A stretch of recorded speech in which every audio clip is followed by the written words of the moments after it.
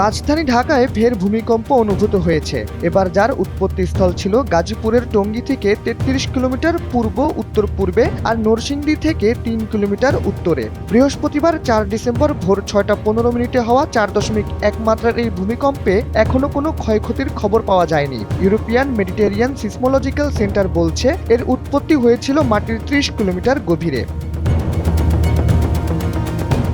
সম্প্রতি হওয়া বেশ কয়েকটি ভূমিকম্পের উৎপত্তি হয়েছিল মাটির ১০ কিলোমিটার গভীরে। এই থেকে একদল বিশেষজ্ঞের মত হলো এশিয়া জুড়ে যে টেকটনিক প্লেটগুলো রয়েছে তা আবার সচল হওয়া শুরু করেছে, যার ফলে এশিয়ার বেশ কয়েকটি দেশে সম্প্রতি সময় বেশ কয়েকবার ভূমিকম্প অনুভূত হয়েছে। শাহরিয়ার আহমেদ, এনপিবি।